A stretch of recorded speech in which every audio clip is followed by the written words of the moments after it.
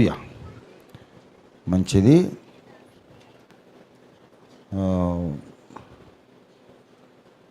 దేవుని పరిశుద్ధ వాక్యంలో నుండి ఇంకేమైనా కార్యక్రమాలు ఉన్నాయా పాస్టర్ గారు? అంతే కదా, సంతోషం.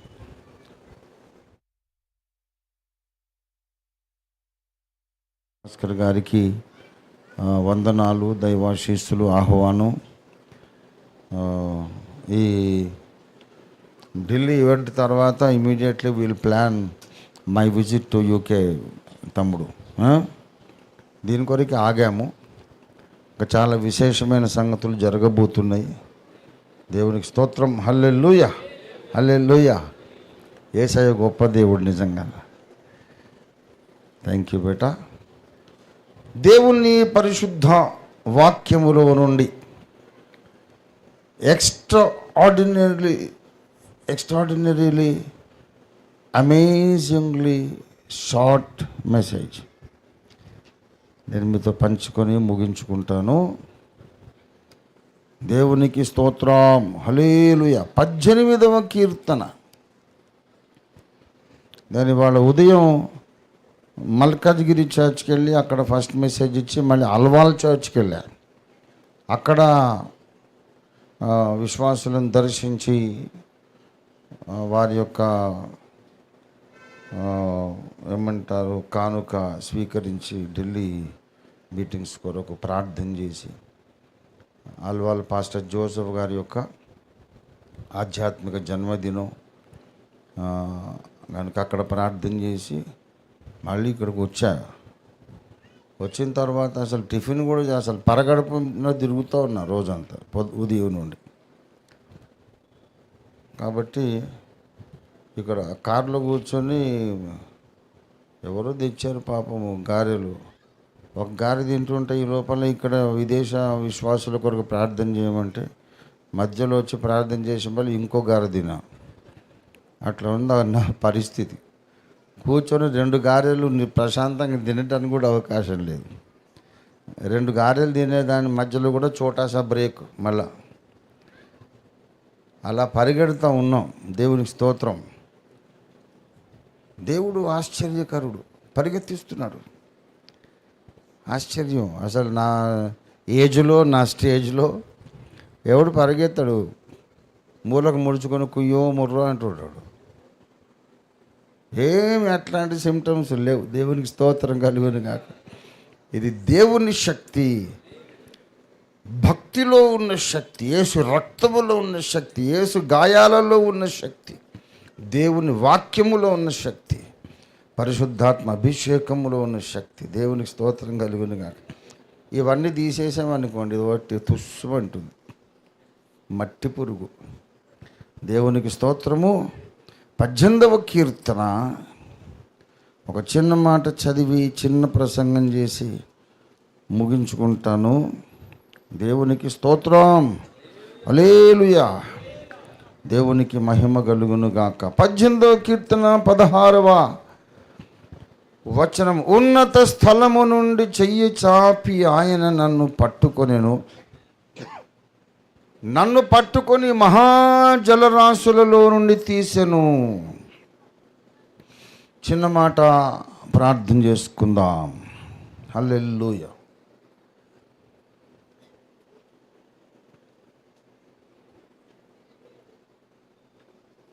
మిక్కిలి ప్రేమ కలిగిన మా మహాపరిశుద్ధ ప్రభువా,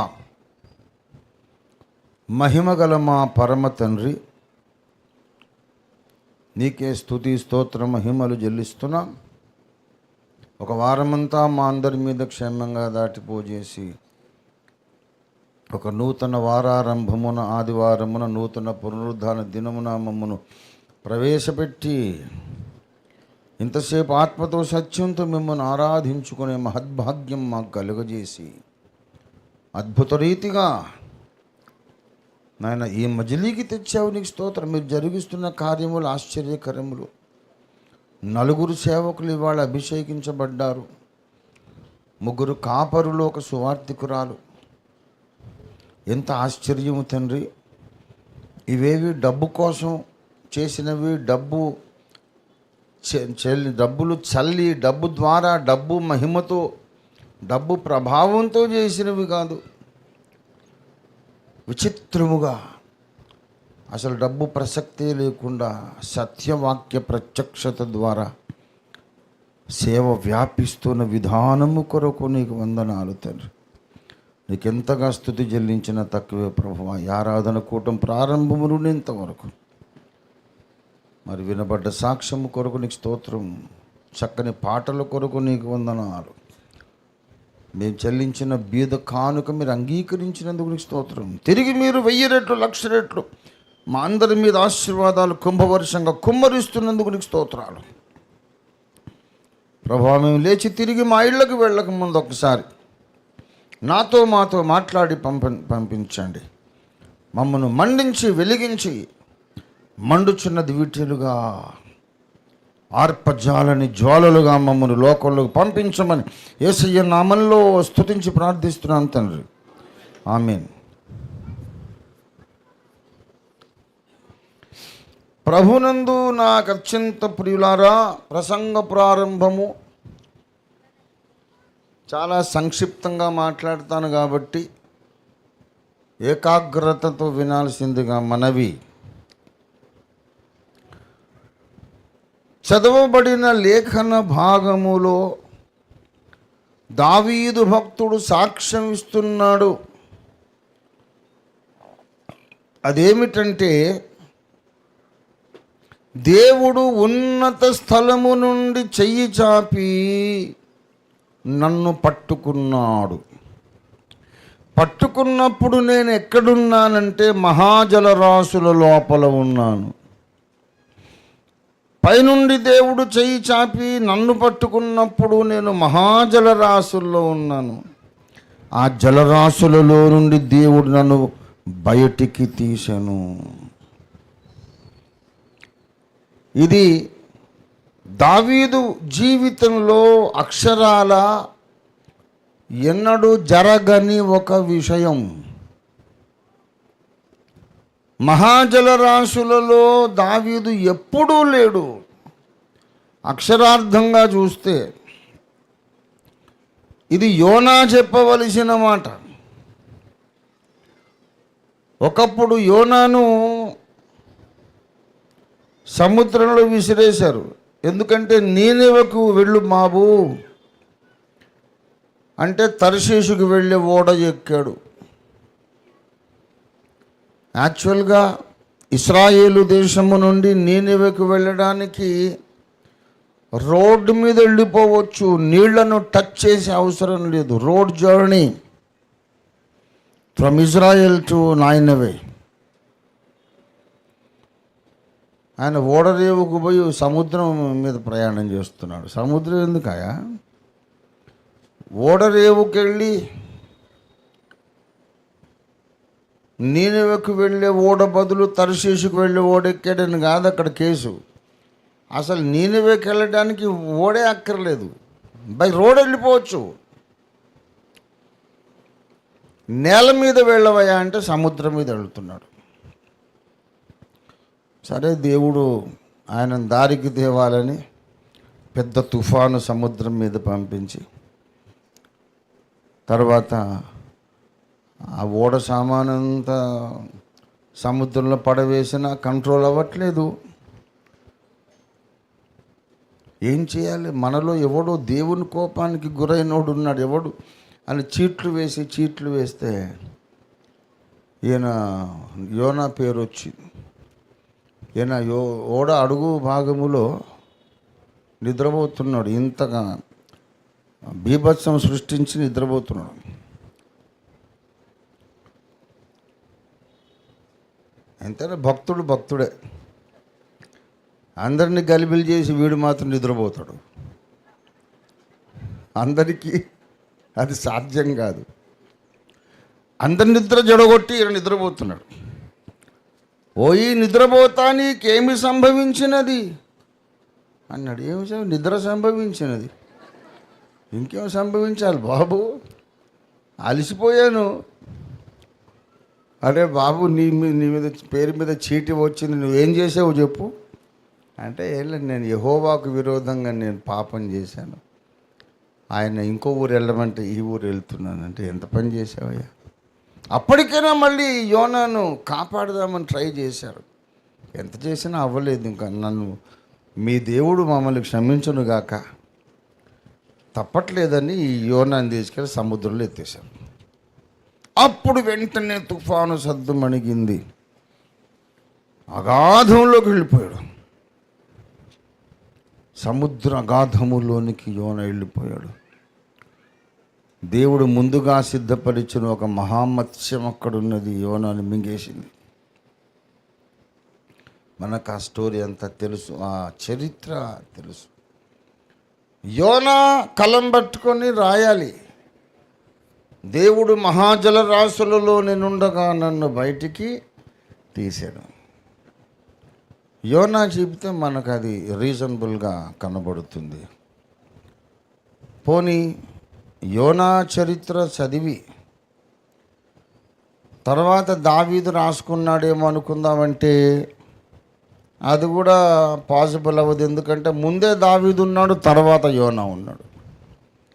చరిత్రలో దావీదు తర్వాత 200-300 ఏళ్ళ తర్వాత యోనా చరిత్ర. నీళ్ల లోపల ఉండడం ఏంటి, నీళ్లలో నుండి దేవుడు దావీదును పైకి తీయటం ఏంటి అంటే అవి భౌతికమైన అక్షరార్థమైన జలాలు కాదు, వేరే నీళ్లున్నవి. ఆ నీళ్లలో నుండే దేవుడు ప్రతి విశ్వాసిని బయటికి తీస్తున్నాడు. ప్రతి విశ్వాసి ఆ నీళ్లలో నుంచే బయటకు వచ్చాడు. మీకు తెలుసా, అసలు నీళ్లలో నుంచి బయటకు వచ్చిన వాడిని హెబ్రీ భాషలో ఏమంటారు తెలుసా? మోషే అంటారు. నీళ్లలో నుండి తీయబడిన వాణ్ణి ఏమంటారు? మోషే అంటారు. నిర్గమకాండము దయచేసి గమనించండి, మనం చూద్దాం. ఇక్కడ మోషే గారు మనకు కనబడతాడు. దేవునికి స్తోత్రము. 2వ అధ్యాయం, నిర్గమకాండము 2వ అధ్యాయము 10వ వచనం. ఆ బిడ్డ పెద్దవాడైన తరువాత యోకేబెతు, మోషేను కన్న తల్లి, దాదిగా పెంచిన తల్లి, ఆ కుమారుణ్ణి ఫరో కుమార్తె యొద్దకు తీసుకొని వచ్చెను. ఆ మోషే ఫరో కుమార్తెకు కుమారుడాయను. నీటిలో నుండి ఇతన్ని తీసి తినని చెప్పి అతనికి మోషే అని పేరు పెట్టెను. నీటిలో నుండి మోషేను తీశారు. ఈ పేరుకున్న అర్థాన్ని బట్టి మనం చూస్తే దావీదును కూడా మోషే అని పిలవచ్చు.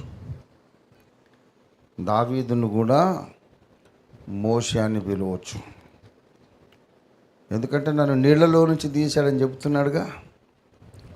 ఒక రకంగా ఆయన కూడా మోషే. అసలు ఏ నీళ్లలో నుండి తీశాడు దేవుడు, ఆ నీళ్లను మనం గుర్తుపట్టగలిగితే వాళ్ళిద్దరూ ఎందుకు సార్ మనందరం మోషేలమే అనుకోవాలి? మనందరినీ మహాజలరాశులలో నుండి దేవుడు తీశాడు. ఆ మహాజలరాశులు ప్రకటన గ్రంథము 17వ అధ్యాయం 15వ వచనంలో మనకు కనబడతాయి. అమ్మా, ఆ దూత ఆ వేశ్య కూర్చున్న చోట నీవు చూచిన జలములు, ప్రజలను, జన సమూహములను, జన సమూహములను, ప్రజలను, ఆయా భాషలు మాట్లాడు ప్రజలను సూచించుచున్నవి ఆ మహాజలములు. ఆయా భాషలు మాట్లాడు ప్రజలు అంటే ఇశ్రాయేలీయులైతే కాదు అని అర్థం. ఇశ్రాయేలీయులు ఆయా భాషలు మాట్లాడరు, వాళ్ళు హెబ్రీ భాష మాట్లాడతారు. 2000 సంవత్సరాలు చెదరగొట్టబడిన వాళ్ళు వాళ్ళ భాష మరిచిపోలేదు. భాష మర్చిపోలేదు. ప్రపంచంలో అనేక భాషలు ఉన్నాయి. ప్రాచీన భాషలు అంటారు, ఇప్పుడు ఎవడు మాట్లాడు దాన్ని. ఇప్పుడు కష్టపడి నేర్పిద్దామని చూస్తున్న సంస్కృతము అతి ప్రాచీన భాష.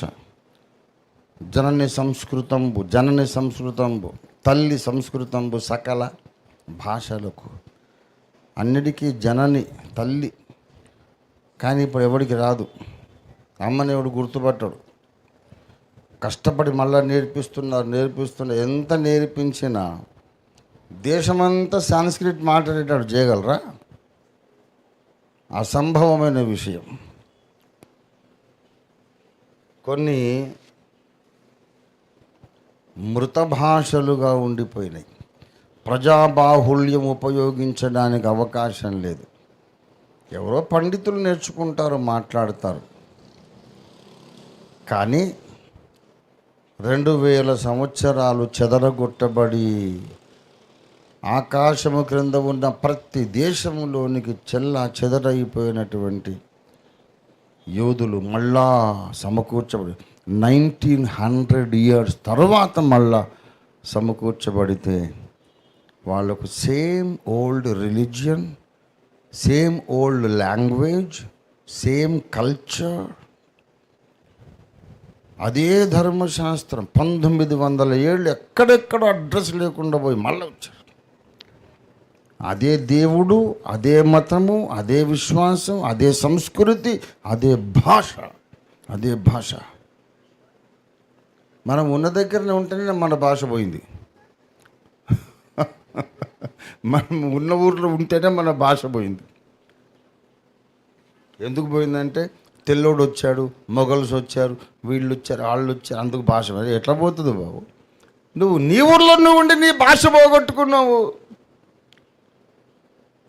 వాళ్ళు లోకమంతా చెదిరిపోయి మళ్ళీ వచ్చి అబ్రహాం ఏ భాష మాట్లాడాడు అదే భాష మాట్లాడుతున్నారు. దేవునికి స్తోత్రం కలుగును గాక. ఎ మిరకల్ ఇన్ వరల్డ్ హిస్టరీ. ప్రపంచ చరిత్రలో ఒక మహాద్భుతం. ఇజ్రాయెల్. లాజరు చచ్చిపోయి కుళ్ళిపోయి సమాధిలో పెట్టబడి కుళ్ళిపోయి మళ్ళా సజీవుడిగా లేచినట్టు 4 రోజులు కాదు, ఇజ్రాయెల్ జాతి మొత్తం చచ్చిపోయి 2000 ఏళ్ళు సమాధుల్లో ఉండి మళ్ళీ బయటకు వచ్చి అదే భాష మాట్లాడుతున్నారు. దేవునికి స్తోత్రం కలుగును గాక. ఇజ్రాయెల్ జాతి మొత్తము చచ్చిపోయి సమాధుల్లో పెట్టబడి బయటకు వచ్చి అని చెప్పా నేను. ఇది మాట వరుస కన్నా నేను బైబిల్ చెబుతుంది. యెహెజ్కేలు గ్రంథం దయచేసి 37వ అధ్యాయం, యెహెజ్కేలు 37:12. కాబట్టి ప్రవచనమెత్తి వారితో ఇట్లనము, ప్రభువు యెహోవా సెలవిచ్చినదేమనగా, నా ప్రజలారా, మీరు ఉన్న సమాధులను నేను తెరచెదను. సమాధులలో నుండి మిమ్మల్ని బయటికి రప్పించి ఇశ్రాయేల్ దేశములోనికి మిమ్మల్ని తోడుకొని వచ్చేదను. నా ప్రజలారా, నేను సమాధులను తెరచి సమాధులలో నున్న మిమ్మును బయటికి రప్పించగా, ఓ నేను యెహోవానై ఉన్నానని మీరు తెలుసుకొందురు. దేవునికి స్తోత్రం కలుగునుగాక. హల్లెలూయా. ఏంటి సమాధులంటే? వాళ్ళు వేరే వేరే దేశాలలోకి వెళ్ళి అక్కడ జనాంగాల్లో కలిసిపోయారు.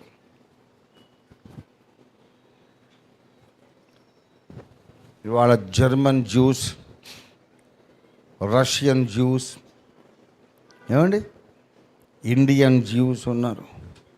రష్యన్ యూదులు, జర్మన్ యూదులు, ఫ్రెంచ్ యూదులు, స్పానిష్ యూదులు, బ్రిటిష్ యూదులు, అన్ని దేశాల్లో యూదులు. కానీ యూదులే.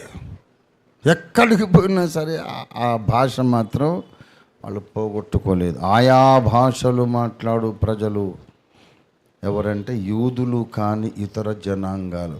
వేరే జనాంగాలు ఏ భాష పడితే అది మాట్లాడతారు. వాళ్ళు మాత్రం అవసరానికి ఏ ఊర్లో ఉంటే ఆ భాష నేర్చుకుంటారు. కానీ మళ్ళీ వాళ్ళు కలుసుకుంటే మాత్రం ఆ ఒక్కటే భాష మాట్లాడతారు. ఇన్ని వేల ఏండ్లుగా సజీవ భాషగా మిగిలిన ఏకైక భాష హెబ్రీ భాష. ఆ భాషలోనే మొట్టమొదటిసారి సర్వశక్తి గల దేవుడు తన చూపుడు వేలితో బండరాళ్ల మీద 10 ఆజ్ఞలు రాశాడు. దేవునికి స్తోత్రం కలుగును గాక. In that language, Hebrew language, దేవుడు తన వేలుతో, మనం మట్టిలో ఇలా పెట్టి రాస్తే ఇసుకలో అక్షరాలు రాయొచ్చు. దేవుడు ఆ బండరాయి మీద ఇట్ట రాస్తుంటాడు. బండ తగలబడి కాలిపోయి అక్కడ ఒక గీత ఏర్పడుతోంది. నేను తప్ప వేరొక దేవుడు నీకు ఉండకూడదు. క్రీస్తు పూర్వం 1500 ఏళ్ల నాడు హెబ్రీ భాషకు అక్షరమాల ఉంది, ఆల్ఫాబెట్స్ ఉన్నాయి. బీసీ 1500 ఏళ్ల నాడు సాంస్క్రిట్కి అక్షరమాల లేదు. ఏడి 2025లో కూడా లేదు. ఎస్, ఏడి 2025లో కూడా సంస్కృత భాషకు లేవు. అడుక్కొచ్చుకున్నారు. దేవనాగరి లిపిని తెచ్చుకొని సంస్కృత భాషని అడాప్ట్ చేసుకొని, ఇది వీళ్ళు క్రీస్తు శకములో దేవనాగరిని అడుక్కొచ్చి కోట్ల ఏళ్లకు ముందు మేము సంస్కృతంలో వేదాలు రాసామని చెప్తున్నారు.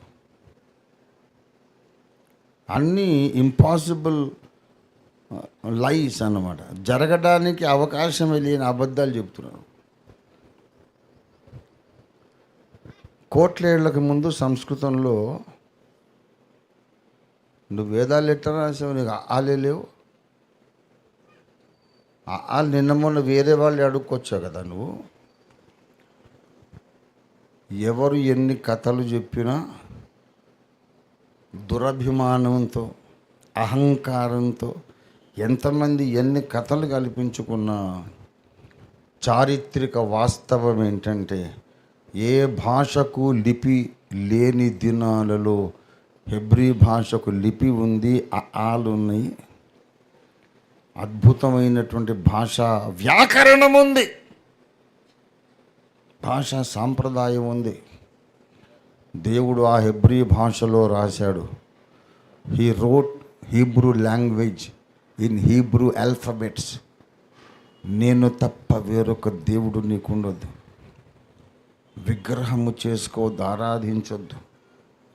యెహోవా నామమును వ్యర్థంగా ఉచ్చరించొద్దు. విశ్రాంతి దినమును జాగ్రత్తగా పరిశుద్ధముగా ఆచరించాలి. అబద్ధమాడొద్దు. 10 commandments were written by God in Hebrew language, in Hebrew alphabets. ఆయా భాషలు మాట్లాడు ప్రజలంటే ఈ యూదులు తప్ప ఇక మిగతా వాళ్ళందరూ అని అర్థం. దేవునికి స్తోత్రం కలుగును గాక.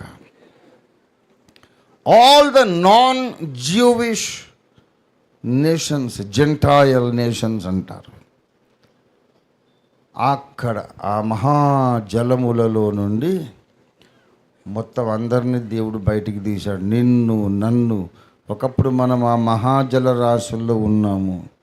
మనం ఎప్పుడు యోనాలాగా విసిరివేయబడలేదు, కానీ జలరాశులలో నుండి దేవుడు తన బలమైన చేతితో నిన్ను నన్ను బయటికి తీశాడు. మహాజల రాశులు.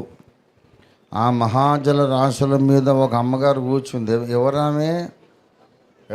మహావేశ్య, మహాబబులోను వేశ్య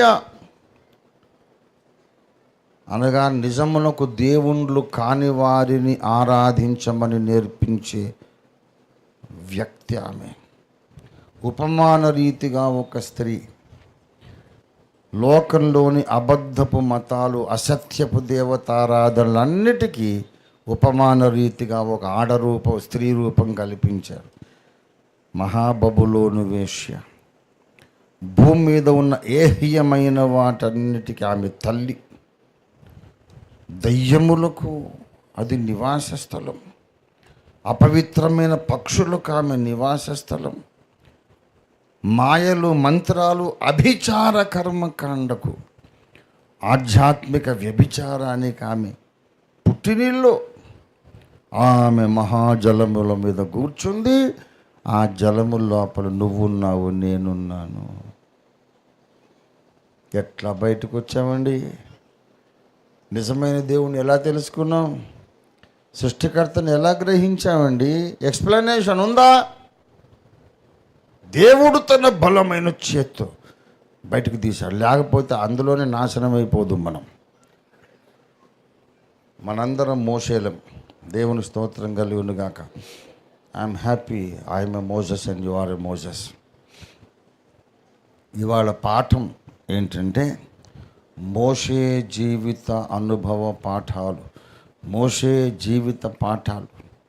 అది ఇవాళ ప్రసంగం. మొట్టమొదటి విషయం, మనము నీళ్లలో నుండి 2 సార్లు బయటకు వస్తాం. ఒకసారేమో రక్షణ పొందిన సమయంలో బయటకు వస్తాం. తర్వాత దేవుని మాట వినకుండా రెండోసారి నీళ్ళలో పడతాం, యోనాలాగా. అర్థమైందా మీకు? మీకు ఒక అద్భుతమైన విషయం చెప్తాను. బైబిల్ చాలా ట్రెమెండస్ బుక్ అండి. ఒక పేజీకి సరిపోదు నా బ్రతుకంతా. ఒక్క పేజీకి సరిపోదు, ఒక పారాగ్రాఫ్ సరిపోదు. యోనా అంటే అర్థమేంటి తెలుసా? గువ్వ. ఇక్కడ కరెంట్ షాక్ వస్తుంది మీకు. Zona means Dove, and Dove is a symbol of the church. యోనా అనగా గువ్వ. గువ్వ క్రీస్తు సంఘమునకు సాదృశ్యం. ముందేమో మోషే నీళ్ళలో నుండి బయటికి తీయపడడం మనము రక్షణ పొందటాన్ని సూచిస్తుంది. తర్వాత మనం దేవుని గువ్వలమండి. దేవుని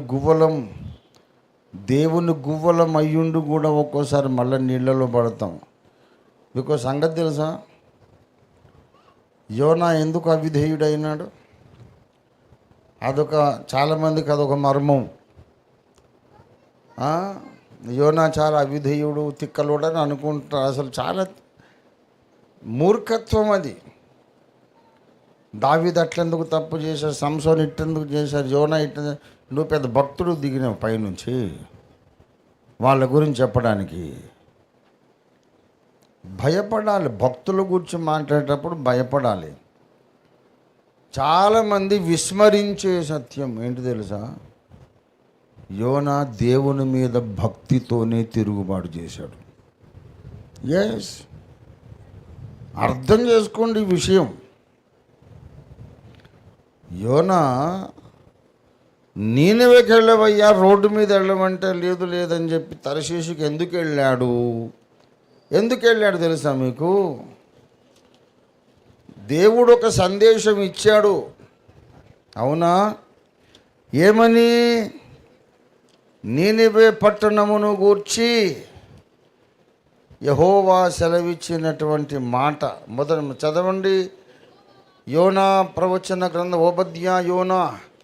ఓబద్యా తర్వాత వస్తుంది యోనా. యెహోవా వాక్కు అమిత్తయి కుమారుడైన యోనాకు ప్రత్యక్షము ఇలాగు సెలవిచ్చెను. నీనెవే పట్టణస్థుల దోషము నా దృష్టికి ఘోరమాయను గనుక నీవు లేచి నీనెవే మహాపట్టణమునకు పోయి దానికి దుర్గతి కలుగునని ప్రకటింపుము. అయితే అప్పుడు యోనాకు బాగా తెలుసు దేవుని మనస్తత్వం. ఈయన ఇట్లా నేను శిక్షిస్తాను అది ఇదని చెప్తాడు. మరి వాళ్ళు ఏం చేస్తారు? బాబోయ్ దేవా మమ్మల్ని కరుణించు, క్షమించు అని చెప్పి లబోదిబో నెత్తినోరు కొట్టుకుంటారు. దేవుడేమో మళ్ళీ కనికరిస్తాడు. ఈయన క్షమించే దేవుడే కానీ దండించడానికి వేగిరపడే దేవుడు కాదు. దండించడానికి ఇష్టపడే దేవుడు కాదు. దేవుడు శిక్షిస్తాడంటే ఇక మరీ వర్స్ట్ కేసు వాడు, యెజబెలు లాగా. వాడిని క్షమించడమే గొప్ప తప్పు అనుకుంటే ఇక వాళ్ళని శిక్షిస్తాడు. దేవుడు చాలా దయామయుడు. దేవుని హృదయ స్పందనలు, దేవుని గుండె చప్పుడు ఎరిగినవాడు యోనా. ఈ కథ అంతా జరిగిన తర్వాత అవిధేయుడై తర్షీషు ఓడ ఎక్కి నీళ్లలో పడి మళ్ళా బయటకు వచ్చిన తర్వాత మళ్ళా నీనెవెకి పోయాడు, ప్రకటించాడు. ప్రకటించిన తర్వాత నీనెవె పురపు రాజు మొదలుకొని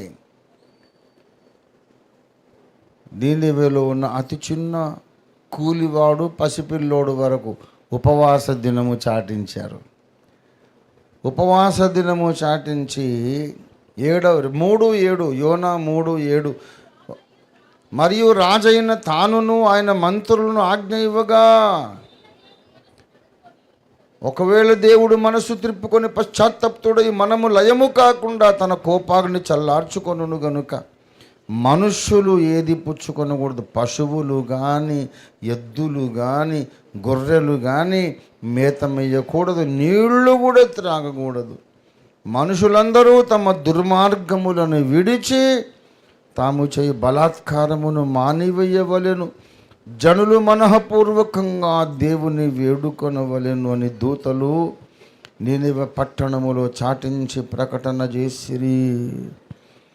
ఈ నీనెవె వారు తమ చెడు నడతలను మానుకొనగా తాము చేయుచున్న క్రియలను దేవుడు చూచి పశ్చాత్తప్తుడై, అయ్యో నా బిడ్డలను దహించేస్తానని, శిక్షిస్తానని నేను చెప్పానే, పాపం వాళ్ళు ఎంత బాధపడుతున్నారు, పశ్చాత్తాపడుతున్నారు, మారు మనసు పొందారు అని, సర్లే మిమ్మల్ని ఏమన్నలే, శిక్షించలేమని పాలసీ మార్చుకున్నాడు.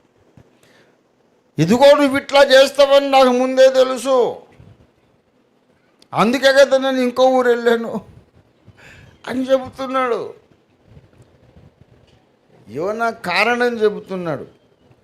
4వ వచనం, యోనా దీనిని చూచి బహుచింతాక్రాంతుడై కోపగించుకొని, యెహోవా నేను నా దేశమందుండగా ఇట్లు జరుగునని నేను అనుకుంటుని. This is the point. దేవుడు కోపం వచ్చినప్పుడు వాడిని నరికేస్తా, చంపేస్తా, కాల్చేస్తా, భస్మం చేస్తా అంటాడు. వాళ్ళు గడగడలాడు, సారీ ప్రభు, సర్లే క్షమించాను. మరి మధ్యలో ఈ పోస్ట్ మ్యాన్ ఏం కావాలా? అందరి ముందు ఇన్సల్ట్ అయిపోయినా నేను, నువ్వు ఎట్టాగో శిక్షించేది లేదు, ఏం లేదులే అని ఇంకొకది. అంటే ఆయనకు లాజిక్ ఉంది. ఒక విధంగా యోనా తన అవిధేయత ద్వారా ఒక సంగతి సాక్ష్యం ఇస్తున్నాడు. ఏంటంటే దేవుడు క్షమించుటకు సిద్ధమైన మనస్సు గలవాడని బలమైన సాక్ష్యం ఇస్తున్నాడు యోనా. ఆయన క్షమించటానికి సిద్ధమైన మనస్సు కలిగిన వాడు. 600 మీరు మారు మనసు పొందినా సరే, ఏమైనా సరే మిమ్మల్ని కాల్చివేయటం మాత్రం అనివార్యం అని ఆ మాట మీద ఉంటే అప్పుడు యోనా ఏమనుకుంటాడు? చూసారా, నేను ప్రవక్తను, నా మాట నెరవేరింది, నా దేవుడు సత్యవంతుడు అన్న మాట మీద నిలబడ్డాడు. అంటే ద హోల్ పాయింట్ ఈజ్, అక్కడికి వెళ్తే నన్ను కొడతారు, చేస్తారని కాదాయన, భయపడలే. కానీ ఈ కోపమే ఒట్టిది. ఆయన కోపము నిమిషమే, దయ ఆయుష్కాలం ఉండును. ఇవాళ కోపడ్డాడు, రేపటికల్లా ఈ కోపం ఉంటుందని నమ్మకం లేదు అని ఆయన నమ్మకం. నోవహు చేసింది తప్పే, నేనేం సమర్థించట్లా, తప్పే. కానీ ఆ తప్పు వెనుక దేవుని గూర్చిన ఒక ఉన్నతమైన అవగాహన ఉంది. ఒక్కటే ఆయన ఎక్కడ పప్పులో కాలేశాడంటే, దేవుడు శిక్షిస్తానని చెప్పినప్పుడు ఆ శిక్ష జరగకపోవుట నాకు అవమానమేమీ కాదు. నేను శిక్ష ప్రకటించాను, ఆ శిక్ష జరగలేదు, నాకెందుకు ఇన్సల్ట్? వాళ్ళని సృష్టించిన వాడు దేవుడు, శిక్షించేవాడు ఆయన, రక్షించేవాడు ఆయన. నేనే వాడిని బోడి, నా ప్రెస్టేజ్ ఏమిటి? నా ప్రెస్టేజ్ ముఖ్యం కాదు, నా గౌరవం ఏంటి అవసరం లేదు. చెప్పమన్న మాట చెప్పాను. దేవుడు తన శిక్షను ఆయన వాయిదా వేస్తే, శిక్షను ఉపసంహరించుకుంటే, విత్డ్రా చేసుకొని నేను అవమానం ఫీల్ కాకూడదు అంటే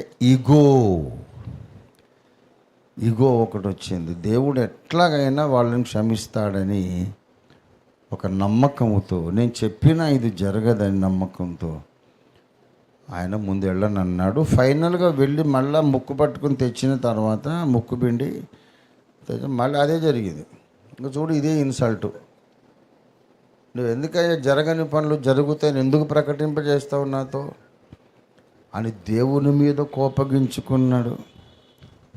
దేవుడు ఏమన్నాడంటే, ఏమనలా, ఓ ప్రాక్టికల్ లెసన్ నేర్పిద్దాం అనుకున్నాడు.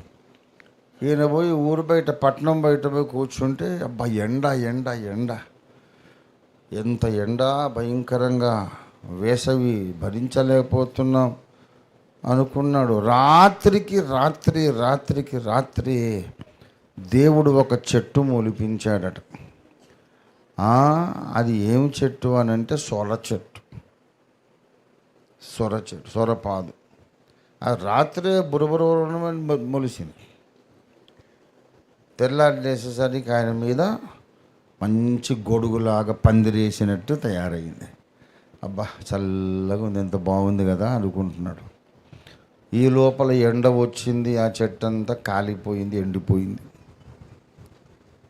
చల్లగా ఉంది, బాగుందిరా బాబు అనుకుంటుంటే మళ్ళీ ఎండ వచ్చేసిందని చాలా విసుక్కున్నాడు. మళ్ళా కోపించాడు.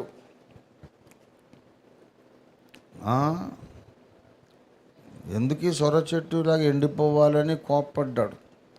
అప్పుడు దేవుడు అన్నాడు, 9వ వచనము, 4వ అధ్యాయం 9వ వచనం, ఈ సొర చెట్టును గూర్చి నీవు కోపించుట న్యాయమా అని యోనాను అడుగగా, ప్రాణము పోవునంతగా కోపించుట న్యాయమే అన్నాడు. దేవుడు అన్నాడు, రే బాబు, నువ్వు గింజ నాటలేదు, నువ్వు కష్టపడలేదు, నీరు పోయలేదు, తేరగా గాలికి పెరిగింది. అది ఎండిపోతే నీకు ఇంత కోపం వస్తుంది. అది నీదా ఏమన్నా? చెట్టు నీది కాదు, నువ్వు దాన్ని పెంచలేదు, గింజ నాటలేదు, నీరు పోయలేదు, దాని కొరకు ఏమీ ప్రయాసపడలేదు, అది ఎండిపోతే కోప్పడుతున్నావు నువ్వు. మరి 120,000 మంది కంటే ఎక్కువై 11వ వచనం, కుడి ఎడమలు ఎరగని జనము విషయంలో, నీనివే మహాపురం విషయంలో నేను విచారపడొద్దా? ఎందుకంటే అది నేను నాటిన చెట్టు, ఆ ప్రజలు నేను సృష్టించిన వాళ్ళు. మనుషులందరూ నా సృష్టి కాదా?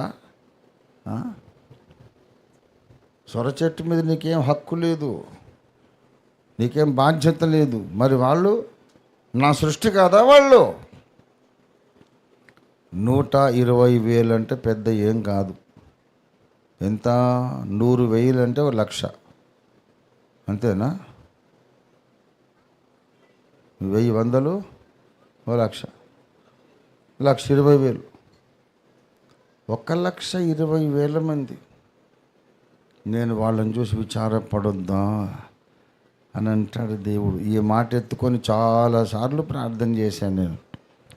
120,000 మంది కొరకు నువ్వు విచారపడితే, 150 కోట్ల భారతదేశం కొరకు నువ్వు విచారపడవా తండ్రి? నీకు లేదా బాధ్యత? భారతదేశాన్ని నువ్వు విడిచిపెట్టడానికి వీల్లేదు, దర్శించాల్సిందే. లేకుంటే యోనా గ్రంథం మార్చుకో. నీకు 120,000 అనేది పెద్ద సంఖ్య చెబుతున్నావు, మాకు ఇప్పుడు 150 కోట్లు. మరి ఈ భారతదేశం గురించి బాధ్యత లేదా? దేవుని పాదాలు పట్టుకొని పెనుగులాడడానికి నాకు ఒక గ్రిప్పు దొరికింది యోనా గ్రంథంలో. నేను వదలనంతే, నువ్వు రావాలి, భారతదేశాన్ని మార్చాలి, రక్షించాలి. దేవునికి స్తోత్రం కలుగును గాక. హల్లెలూయా. దేవుని గొప్పతనమును బట్టి, దేవుని ప్రేమను బట్టి ఒక్కొక్కసారి మనం తప్పులు చేస్తుంటాం. ఎందుకంటే అంత గొప్ప దేవుడు, అంత ప్రేమ గల దేవుడు నా ద్వారా ప్రకటించే తీర్పులు నెరవేర్చడేమో, అప్పుడు నాకు అహంభావం దెబ్బతింటుంది కదా. సెల్ఫ్ అన్నమాట. అహం చావని మనస్తత్వం చేత వెళ్ళమన్న చోటికి వెళ్ళలేదు, చెప్పమన్నమాట చెప్పలేదు. అంటే వికటించిన భక్తి, తప్పుదారి తొక్కిన భక్తి. భక్తి ఎక్కువై దేవుడు ప్రేమిస్తాడు అనే నమ్మకం ఎక్కువై శిక్షిస్తాడు అనే నమ్మకం పోయింది. మీకు తెలుసా, యోనా తర్వాత మీకా, తర్వాత నహూము గారు వచ్చారు. నహూము మొదటి అధ్యాయం మొదటి వచనం చదవండి. నీనెవెను గూర్చిన దేవోక్తి, ఎల్కోషు వాడగు నహూమునకు కలిగిన దర్శనమును వివరించు గ్రంథము.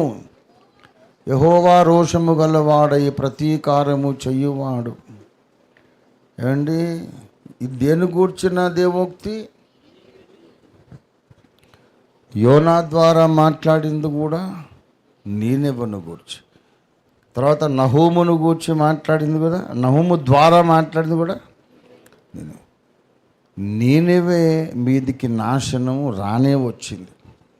కానీ యోనా టైములో రాలేదు, కొద్ది సంవత్సరాల తర్వాత వచ్చింది అంతే.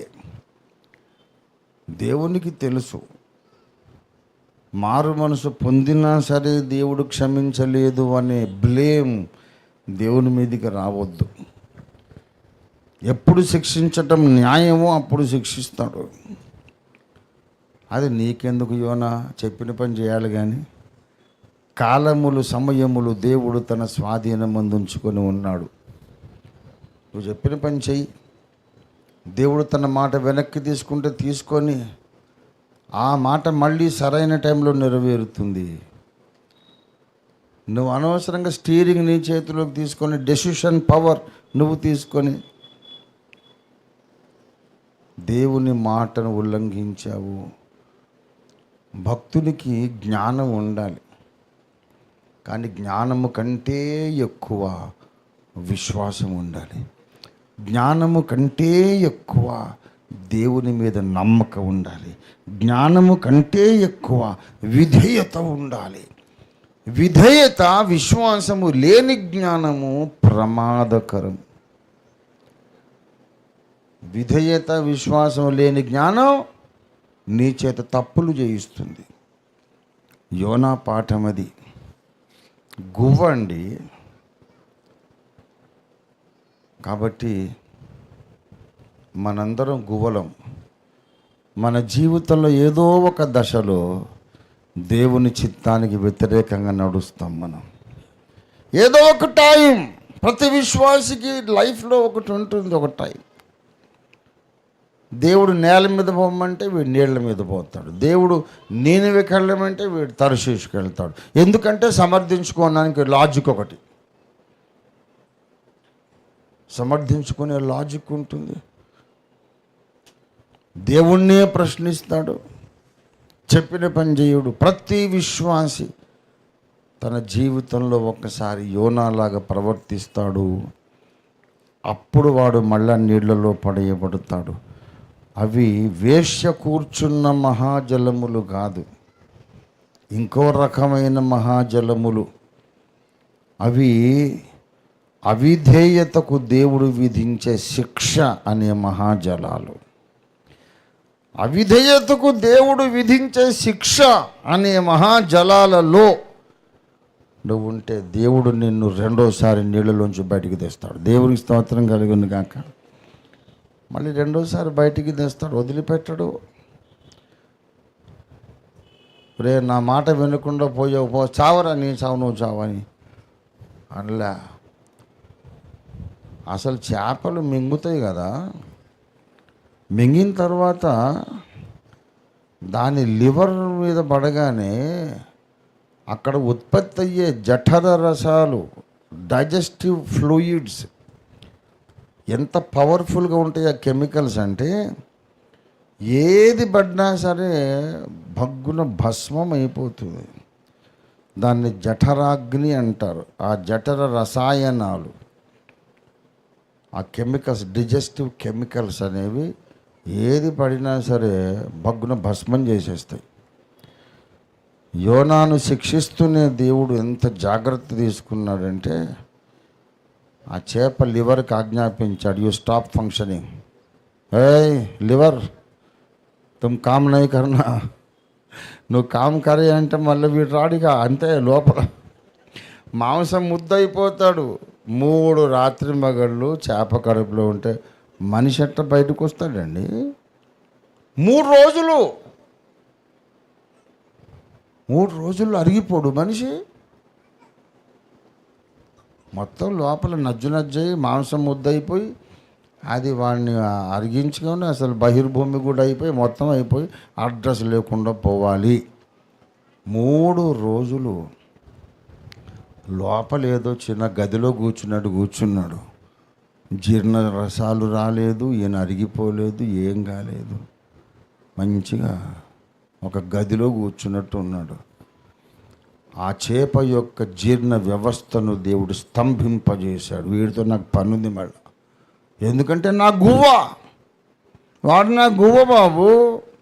అవసరం వచ్చో దెబ్బ కొట్టాను కానీ వాడు మొత్తమే చంపుకుంటానేంటి? ఒక పాఠం నేర్పడానికి అగాధ జలాలకు పంపించాను. అది వాడి బ్రతుక్కి ఫుల్ స్టాప్ కాదు, ఇట్స్ ఓన్లీ కామా. కామారెడ్డి అనే ఒక ఊరుంది. మన జీవితంలో ఎప్పుడు కూడా దేవుడు శిక్షించనివి ఎప్పుడు కామారెడ్డి మాత్రమే, ఫుల్ స్టాప్ రెడ్డి కాదు. There is no full stop, only comma. Again you will have a new chapter in serving the Lord. దేవుని సేవించటంలో మళ్ళా ఒక నూతన అధ్యాయం ఉంటుంది. దేవునికి స్తోత్రం కలిగినగా. Hallelujah. What a wonderful God we have. ఎంత గొప్ప దేవుడండి. ఒక్కోసారి ఏడుపు వచ్చేసి, ఏంటి మా గురించి ఇంత పట్టించుకున్నాం. యోనాను నీళ్ళలో ఎత్తేసేటట్టు చేసి ఆ చేప దగ్గర పోయేది, రే అరిగించుకోవద్దు, జాగ్రత్త. నీకు తెలుసా 3 దినాలు చేప ఉపవాసం ఉన్నది, ఫాస్టింగ్. పాపం అది ఇంకా దేన్ని కూడా తినలేదు. ఇప్పుడు ఇంకా దేన్నన్నా తింటే కూడా అప్పుడు కష్టమే. ఇప్పుడు వేరే చేపను మింగిందనుకో, అది వచ్చి వీనేమి కెలుగుతో తెలియదు. కనుక టోటల్ ఫాస్టింగ్. అమ్మాయి బాబు నువ్వు మరి ఆడచేప మగ చేప తెలియదు. అది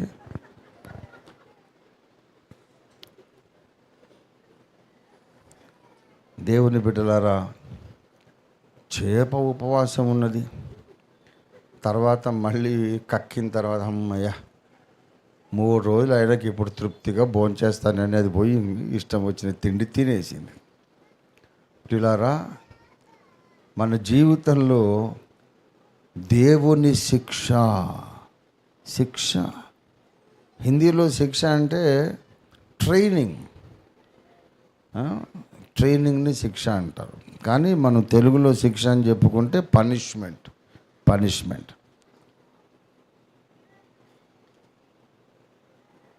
దేవుని పనిష్మెంట్ అనే నీళ్లలో నుండి మళ్ళీ మనం బయటకు వస్తాం. సో ఇప్పుడు మనం డబల్ మోషే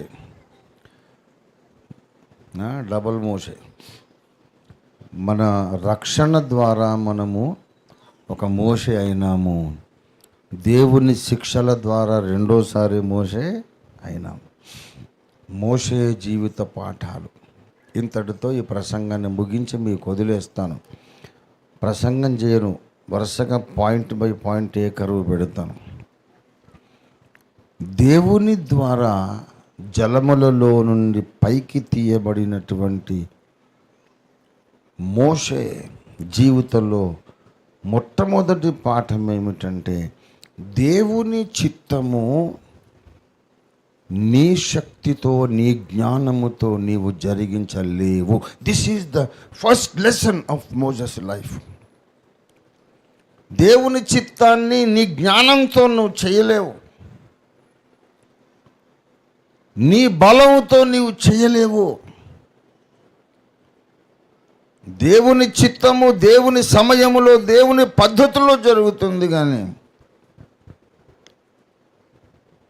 నువ్వు దేవుని కంటే ముందు పరిగెత్తి ఇలా చేయాలి అలా చేయాలని నువ్వు స్టీరింగ్ ఎప్పుడు నీ చేతుల్లోకి తీసుకోవద్దు.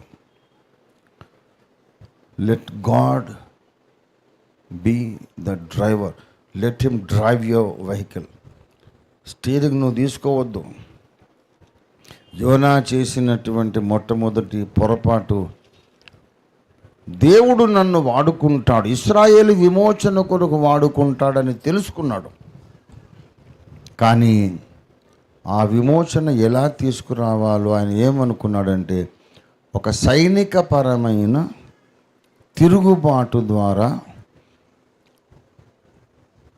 చాలామంది తిరుగుబాటుదారులను ఏర్పాటు చేసుకొని ఫరో మీద తిరుగుబాటు చేసి దేశంలో అంతర్యుద్ధాన్ని తీసుకొచ్చి ఇశ్రాయేలును బయటకు తీసుకుపోవాలి అని మోషే కలలు కన్నాడు. అపోస్తలుల కార్యాలు 7వ అధ్యాయము దయచేసి 23. అతనికి 40 ఏండ్లు నిండవచ్చినప్పుడు ఇశ్రాయేలీయులైన తన సహోదరులను చూడడానికి ఆయనకు బుద్ధి పుట్టాను. అంటే దానికి అర్థం ఏంటి?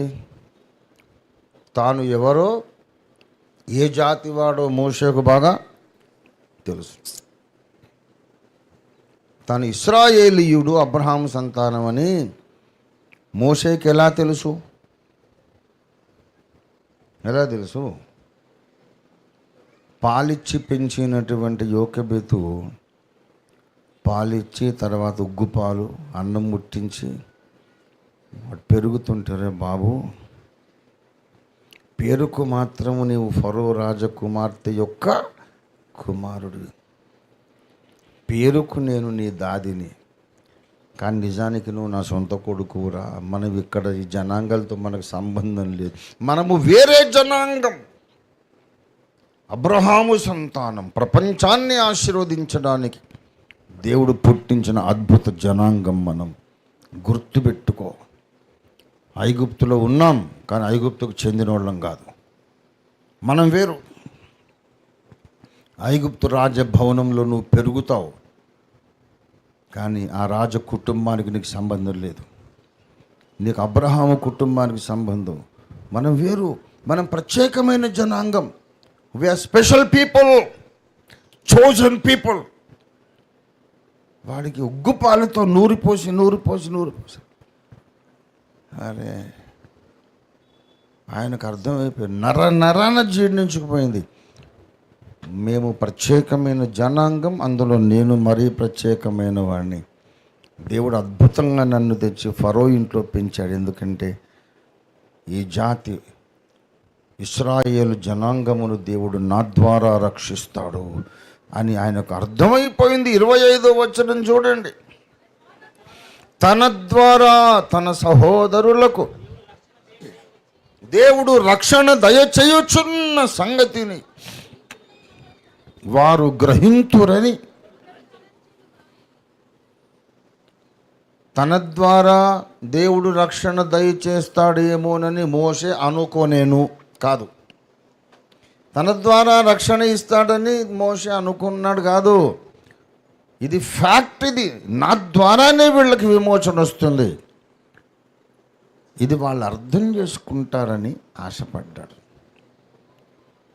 అంతే, వాళ్ళు అర్థం చేసుకోవడమే ప్రాబ్లం. మోషేను దేవుడు అందుకే పుట్టించాడు, అందుకే కాపాడి సంరక్షించి పెంచాడు, బ్రతికించాడు. హెబ్రీలో పుట్టిన ప్రతి మగ శిశువును నరికేసాడు అన్నాడు ఫరో. మోషేను బ్రతికించాడు దేవుడు. No doubt about it. నేనే ఇశ్రాయేలుకు నాయకుడిని, నా నాయకత్వంలోనే దేవుడు వీళ్ళకి రక్షణ ఇస్తాడు. 100% ఇది కన్ఫర్మ్డ్. నాకు తెలుసు, దేవునికి తెలుసు. కానీ వాళ్ళు కూడా, నా ప్రజలు కూడా గ్రహిస్తారు అని ఎదురు చూశాడు. కానీ వారు గ్రహింపరైరి. అవును, వాళ్ళు ఎట్లా గ్రహిస్తారు మోషే? ఎలా గ్రహిస్తారు? దేవుడు చాలా కనపడి మాట్లాడతాడా? ఎలా గ్రహిస్తారంటే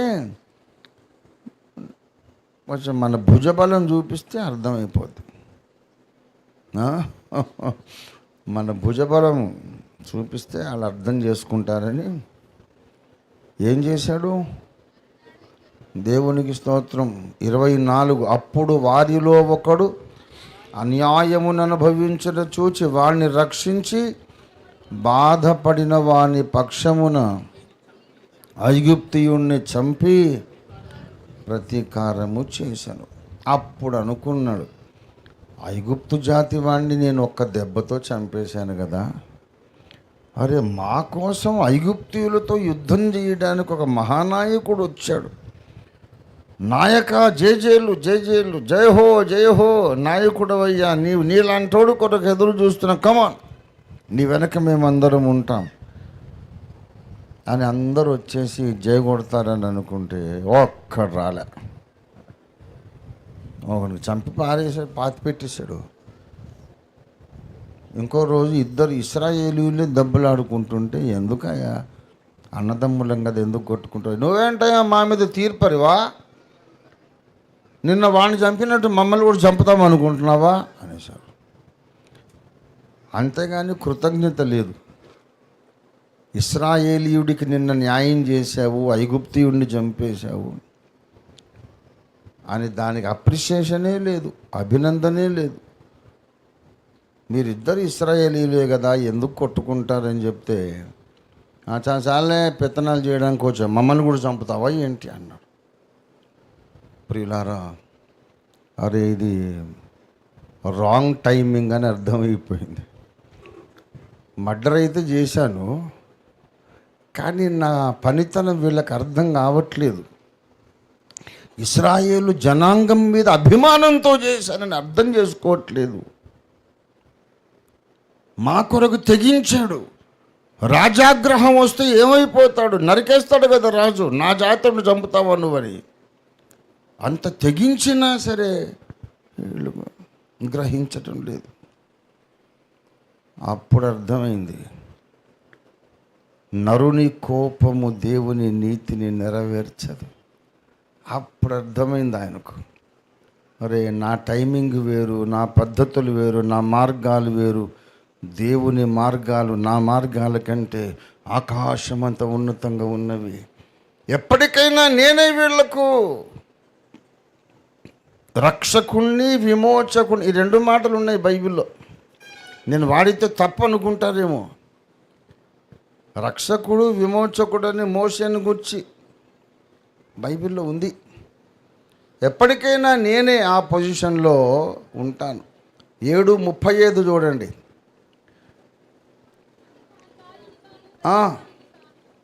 అధికారినిగాను తీర్పరిగాను నిన్ను నియమించిన వాడెవడని నిరాకరించిన ఈ మోషేను పొదలో కనిపించిన దేవదూత ద్వారా దేవుడు అధికారిగాను,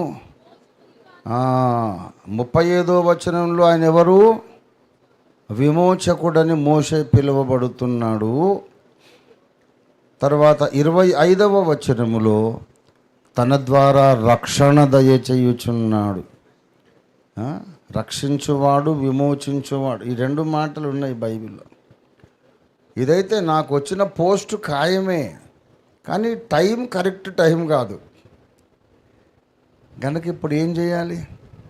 ఫరోకు దొరకొద్దు నేను. ఫరో నన్ను ఏదో చంపుతాడని భయం కాదు, కానీ ఫరోకు దొరికిపోతే దేవుని టైం వచ్చినప్పుడు మరి వీళ్ళని రక్షించడానికి, విమోచించడానికి నేను జైల్లో ఉంటాను. దేవుని కార్యం జరగదు. దేవుని కార్యం జరగాలంటే ఆ దుర్మార్గుడైన ఫరోకు నేను దొరకొద్దు. దేవుని టైం వచ్చినప్పుడు నేను అవైలబుల్గా ఉండాలి నేను. అందుకని వెళ్ళిపోయాడు. రాజాగ్రహమునకు భయపడక వెళ్ళిపోయాడు. మోషే జీవిత పాఠాలలో మొట్టమొదటిది,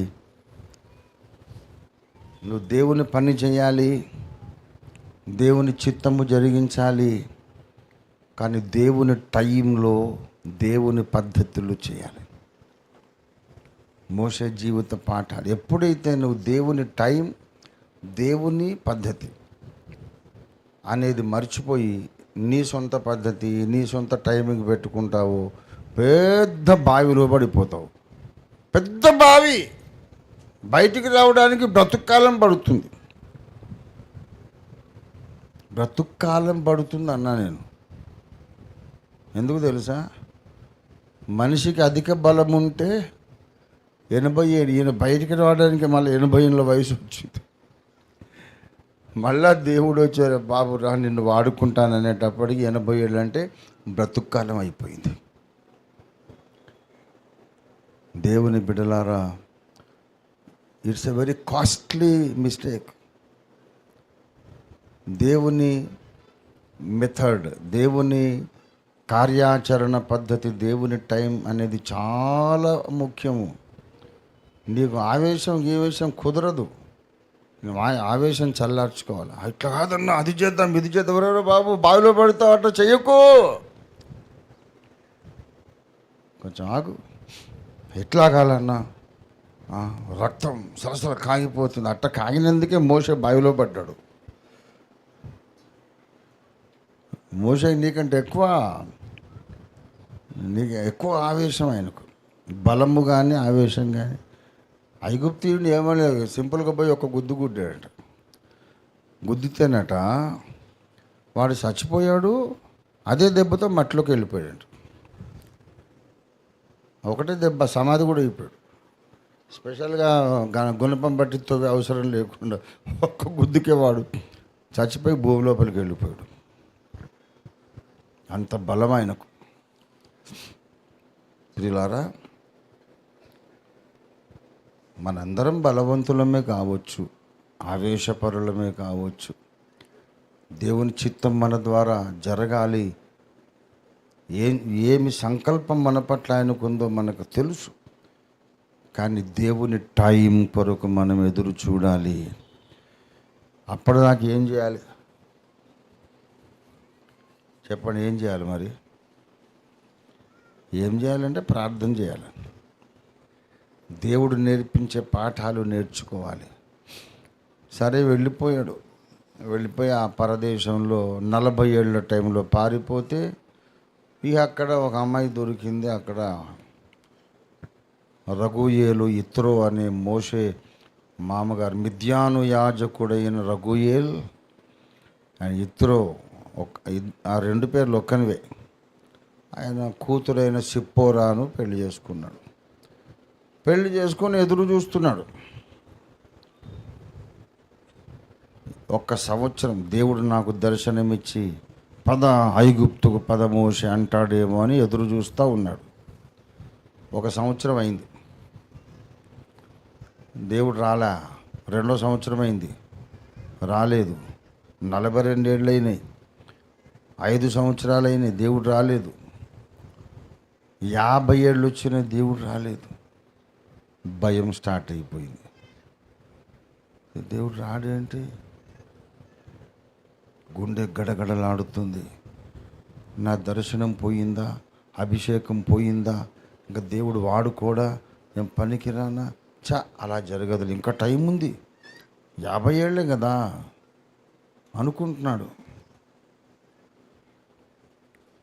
ఇంకో 10 ఏళ్ళు 60 ఏళ్ళు అయింది, ఇంకో 10 ఏళ్ళు 70 ఏళ్ళు అయింది. నరుని ఆయువు, మా ఆయుష్కాలము 70 సంవత్సరములను అగును. 70 ఏళ్ళు అయింది. ఇంకా ఆల్మోస్ట్ కన్ఫర్మ్ అయిపోయాడు. లైఫ్ టైమే అయిపోయింది. ఇంకెప్పుడు వాడుకుంటాడు దేవుడు? 75 ఏళ్ళు అయిపోయింది. దేవుడు నన్ను వదిలేశాడు, దేవునికి నేను పనికి రాను, నా ఆయుష్కాలమే అయిపోయింది, ఇట్లాగే చచ్చిపోతాను. కొండంత ఆశ పెట్టుకొని పెరిగా నేను. అమ్మ పాలిచ్చి పెంచినప్పుడు, గోరుముద్దలు పెట్టినప్పుడు చెప్పింది, కొడుకా నీ జీవితాశయం ఇది నీ జీవితంలో దేవుని ఉద్దేశం. అవే కలలు గంటూ అవే ఆశలతో పెరిగాను. ఇప్పుడు 79 ఏళ్ళు వచ్చింది. అధిక బలం ఉంటే 80 ఏళ్ళు దేవుడు రాలే. ఆ వేదనకు, ఆ బాధకు మీకు తెలుసా, మోషే నర్వస్ బ్రేక్ డౌన్ అయింది. నరాల బలహీనత వచ్చింది ఆయనకు. బలహీనత వచ్చి మాట తడబడుతుంది. నీ పేరేంటంటే అని అంటున్నాడు ఆయన. ఏమైంది, నిన్న మొన్న బాగానే ఉన్నావు కదా, మాట రావట్లేదు. ఒకప్పుడు నత్తివాడు కాదు, పుట్టుకతో నత్తివాడు కాదు. అపొస్తలుల కార్యాలు 7వ అధ్యాయము 22వ వచనం. మోషే ఐగుప్తీయుల సకల విద్యలలో అభ్యసించి మాటల యందును కార్యముల యందు ప్రవీణుడై ఉండెను. నత్తోడిని పట్టుకొని ఎవరైనా మాటల యందు ప్రవీణుడు అంటారా? బాల్యములో, యవనారంభంలో, ఈవెన్ 40 ఏళ్ల వయసులో ఐగుప్తీయుల్ని చంపినప్పుడు కూడా నత్తోడు కాదు 40 ఏళ్ళప్పుడేమో మాటల యందు ప్రవీణుడు, చక్కని వాగ్దాటి కలిగిన వాడు.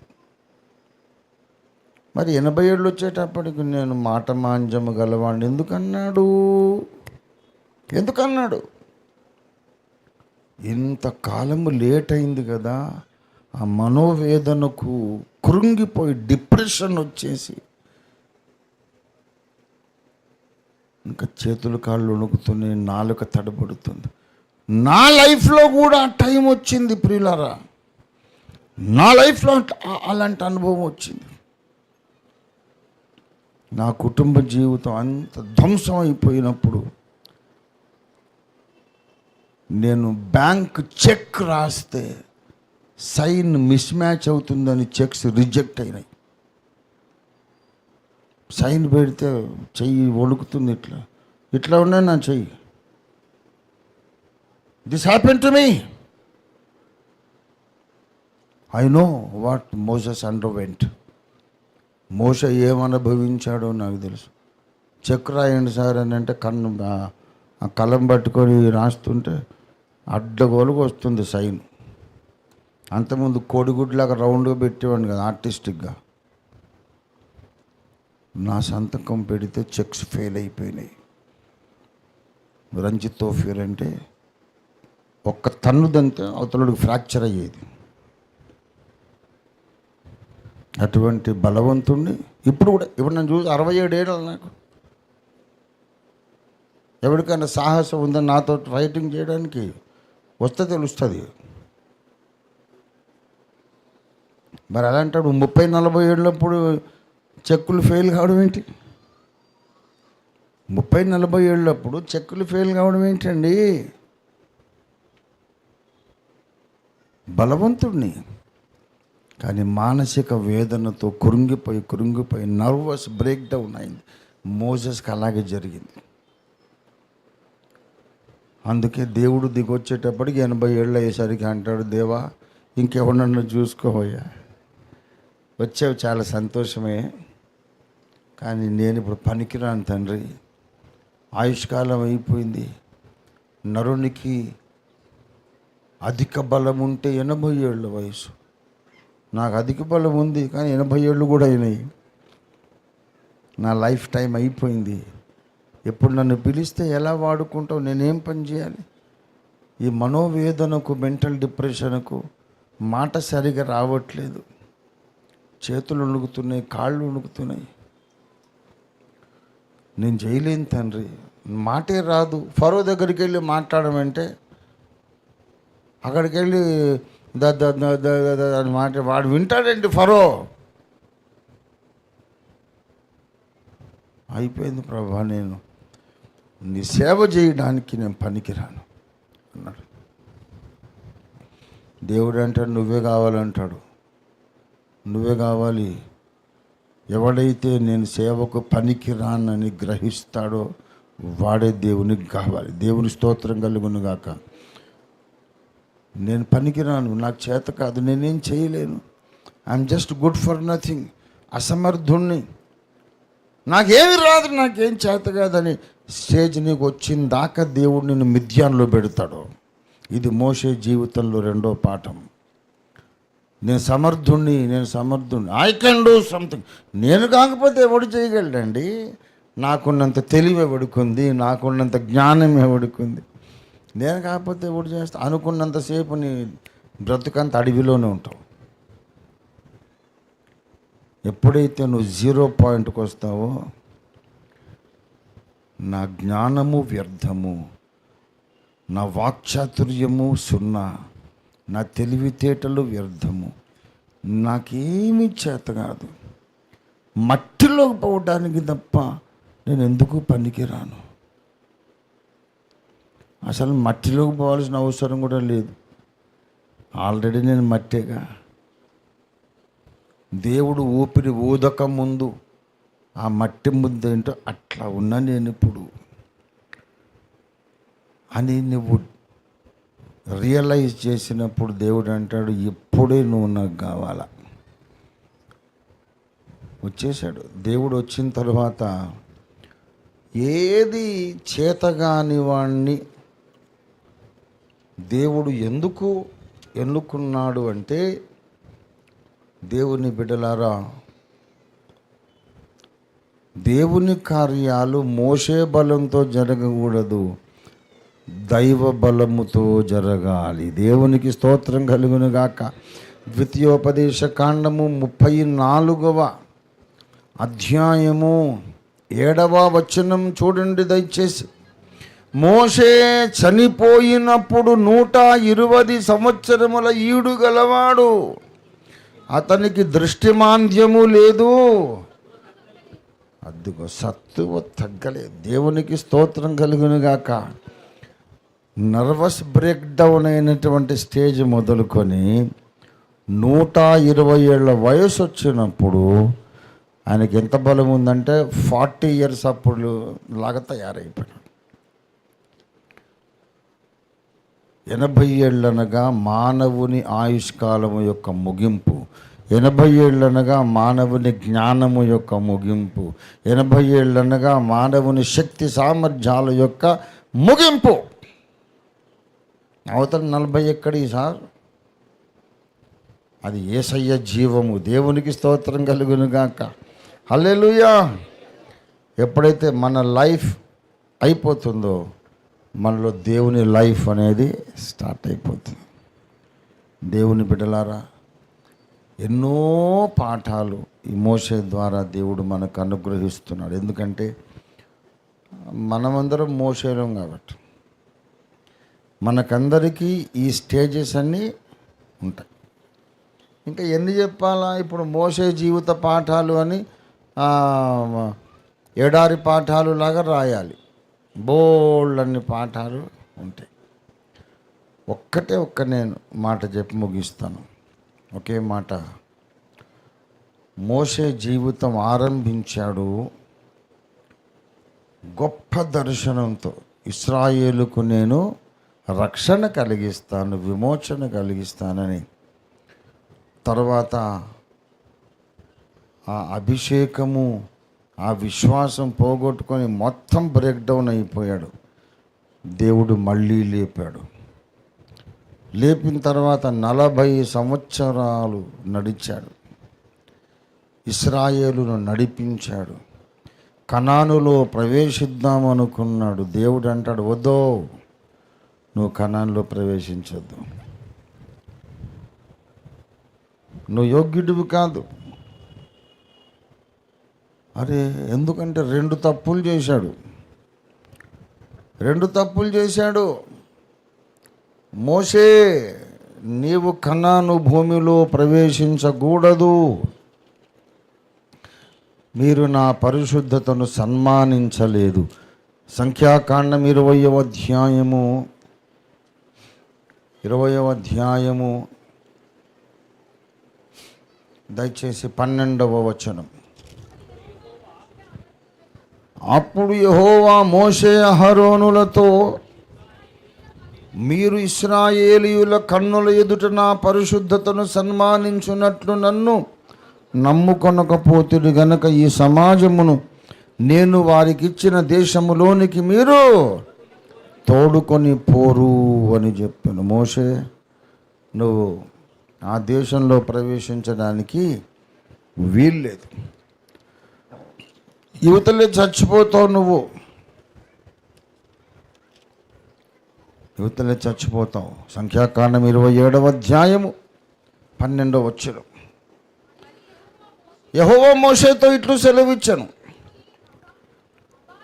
నీవు ఈ అబారీము కొండ ఎక్కి నేను ఇశ్రాయేలీయులకు ఇచ్చిన దేశమును చూడుము. నీవు దాన్ని చూచిన తరువాత నీ సహోదరుడైన అహరోను చేర్చబడ్డట్టు నీవును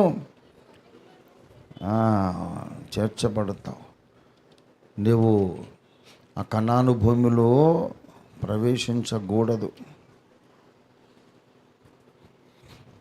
దేవుని బిడ్డలారా, ప్రసంగి అంటాడు, కార్యారంభము కంటే కార్యాంతం మేలు. మోషే జీవితం ప్రారంభములోనేమో గొప్ప గ్రహింపుతో, జ్ఞానముతో, దైవ ప్రణాళిక ప్రత్యక్షతతో మొదలుపెట్టాడు.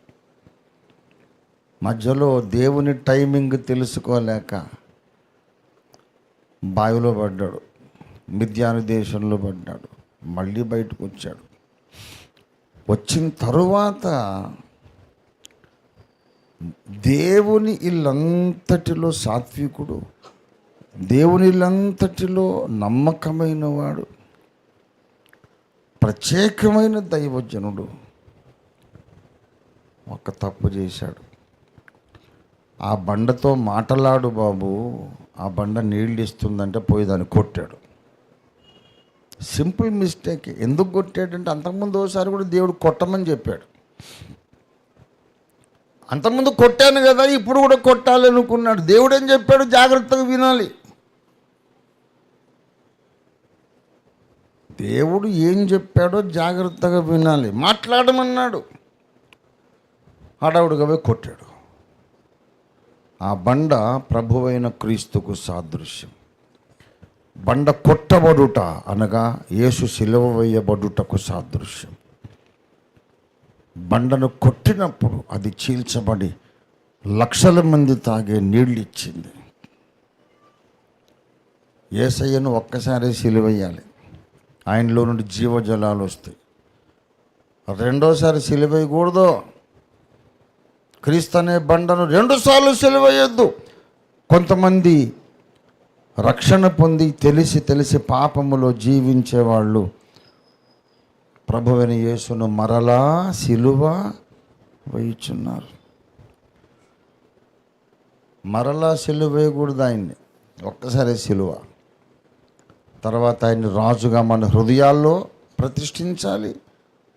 తర్వాత తండ్రి అయిన దేవుడు విశ్వానికి రాజుగా ప్రతిష్ఠిస్తాడు. ఇది పాఠం. Second time don't crucify Jesus. అడిగితే చాలు, నీళ్ళు ఇచ్చేస్తాడు.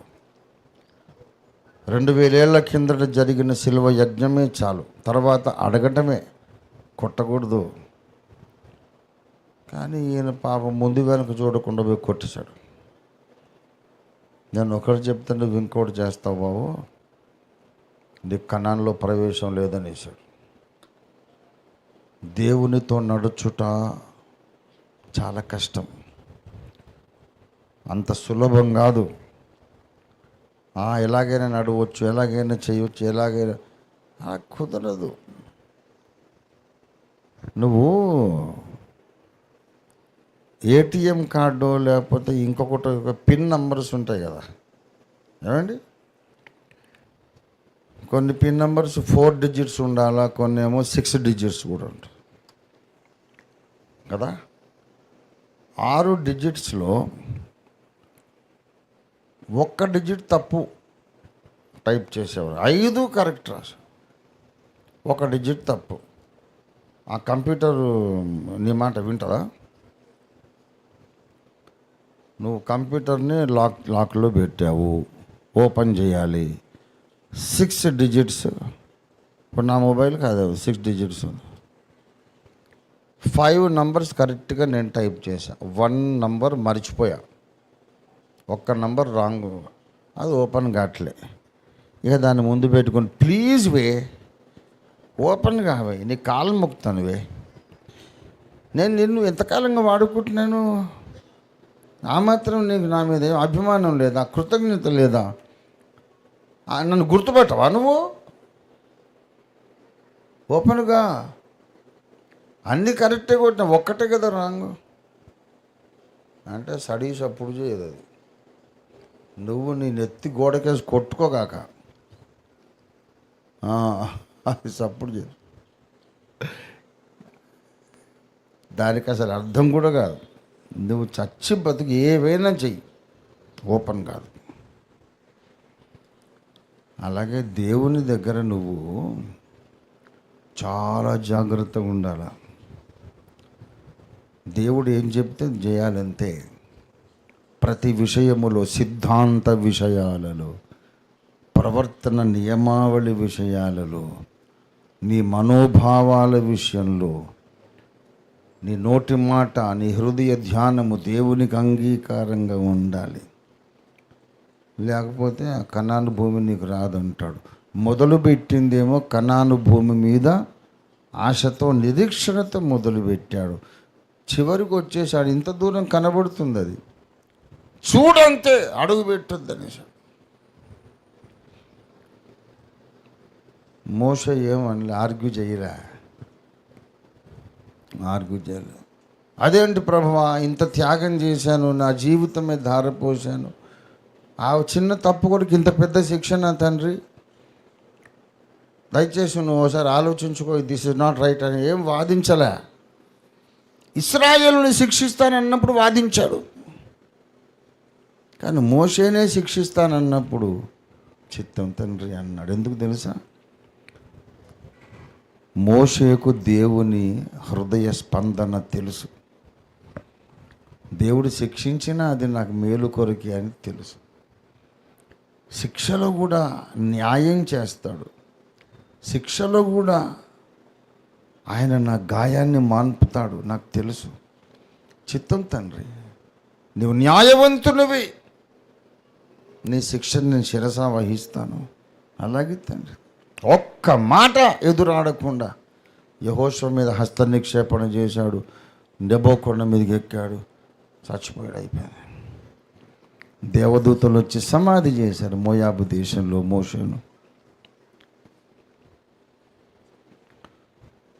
కానీ మోషేను దేవుడు వాగ్దాన దేశంలోకి అడుగు పెట్టించాడు. రూపాంతర కొండ మీదకి వచ్చాడు. ఆయన మట్టి దేహంతో కాదు, మహిమ దేహంతో వచ్చాడు, పునరుద్ధాన శరీరంతో వచ్చాడు. ఇంతకు దేవుడు మోషేను శిక్షించినట్ట, ఆశీర్వదించినట్ట? చెప్పండి, శిక్షించాడా, ఆశీర్వదించాడా? దేవుని శిక్షకు నీవు విధేయుడవైతే ఆ శిక్షలోనే దేవుడు అంతులేని ఆశీర్వాదాన్ని నీకు ఇస్తాడు. దేవునికి స్తోత్రం కలుగును గాక. నీ అంచనాలకు మించిన ఆశీర్వాదం. దేవుని బిడ్డలారా, మోషే జీవిత పాఠాలలో ఇంకొకటి ఏంటంటే, రిసీవ్ గాడ్స్ పనిష్మెంట్ గ్రేస్ఫుల్లీ. చాలా సంతోషంగా, చిత్తం తండ్రి, నువ్వు నన్ను కొడితే నాకు సంతోషమే, నువ్వు నన్ను కొట్టినా నాకు ఆశీర్వాదమే. కొట్టినాయన దేవుడు ఎప్పుడు అవుట్ ఆఫ్ కంట్రోల్ కాడు. ఆయన ముక్కు ఓపిగా మారి ఎక్కడ పడితే అక్కడ కొట్టేసి. వరంగల్లో నా చిన్నతనంలో యవనస్తురాలు, మా అక్కయ్యల ఈడు ఒక ఆమె ఓణి వేసిన అమ్మాయి,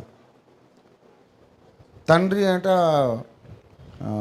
కాలేజీలో అమ్మాయిని చూడడానికి పోతే ఆమె లేదు, స్నేహితురాళ్ళతో సినిమాకి వెళ్ళింది. ఇంటికి వచ్చాడు గమ్ముగా. ఏంటమ్మా ఎక్కడికి వెళ్ళి వస్తున్నావు అంటే, కాలేజీ నుంచి. నాన్న, ఆడపిల్లలు యవ్వనస్తురాళ్ళు సహజమే కదా, బాయ్స్తో ఏం పోలే. అప్పుడు ఆ రోజుల్లో అంత డెవలప్ కూడా కాలేదు ఇంకా దేశం. గర్ల్స్తోనే పోయేవాళ్ళు. బాయ్స్తోనే పోయేవాడు. సినిమా చూసి వచ్చింది. నాన్నగారు అడిగితే కాలేజ్ నుంచి ఇంత లేట్ అయింది ఏంటంటే స్పెషల్ క్లాస్ నాన్న. ఆడికి చిరెత్తిపోయింది. ఇంకా ఆడపిల్లను చూడలేదు, కూతురని చూడలేదు, కొట్టడం మొదలు పెడితే ఎడాపెడా కొట్టి ఎక్కడో ఆయువు పట్టు మీద తగిలింది అమ్మాయి. అలా వాలిపోయి పడిపోయింది. వాళ్ళ అమ్మ వచ్చి అమ్మ లేలే అని లేపితే లేదు, ప్రాణం వెళ్ళిపోయింది. తండ్రి కొట్టినప్పుడు ఎక్కడో ఆయువు పట్టు మీద కడత మీద ఎక్కడో తగిలింది, అమ్మాయి చచ్చిపోయింది. వరంగల్ అంతా చెప్పుకున్నారు ఈ మాట. ఎంత దారుణం, అంత కోపమా? వాళ్ళ ఇంటికి అందరూ వెళితే ఆ శవం దగ్గర కూర్చొని తండ్రి కూడా వెక్కి ఏడుస్తాడు. అయ్యో నా బిడ్డని నేను చంపుకున్నాను. అదేం కోపం అండి, పిచ్చి కోపం. కంట్రోల్ ఉండాలి. పెళ్ళికి ఎదిగిన పిల్లని అలా కొడతారా? చెంప మీద ఒకటి ఇచ్చు, అది వేరే సంగతి. చచ్చిన దాకా కొడతారా ఏంటి? దయ్యంకి వచ్చింది, దయ్యంలాగా వచ్చింది నీకు కోపం అని వాళ్ళ అమ్మ తిడుతుంది. పెద్ద షాక్ వరంగల్ నగరంలో. నాకు ఇంకా జ్ఞాపకం ఉంది.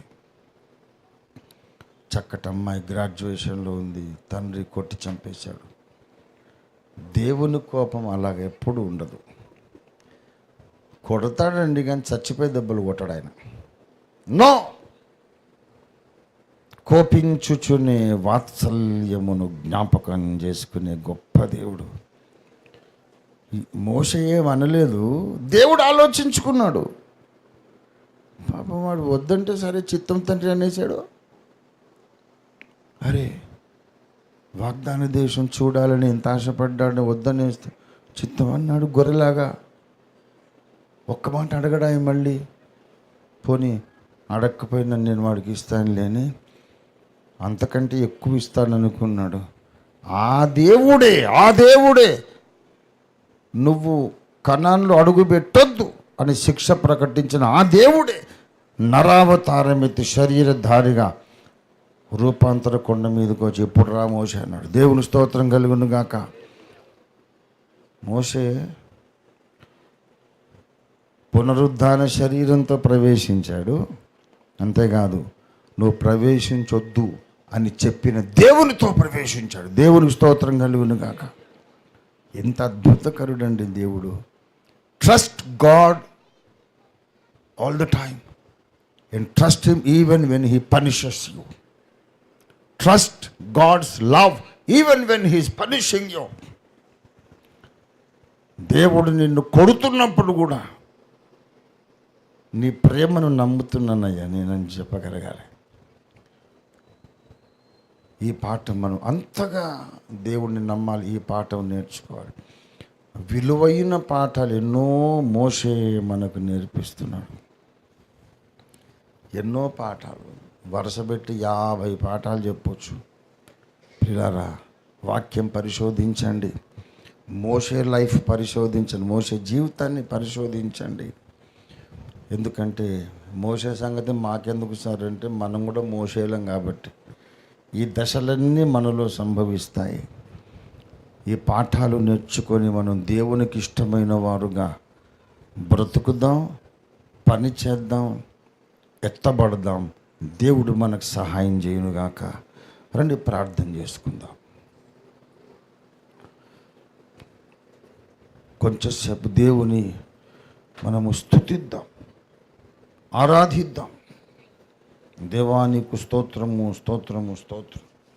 ఓ సారాధ బారాధ హురరియరధర హుందర రిదార కబారి యాసి కందర ఉందర బహూరది ఖరీదర బహుంబరీధర వర సికందర హల్లెలూయలి ఖరదర వరాసి హరందలరధర వరాసి.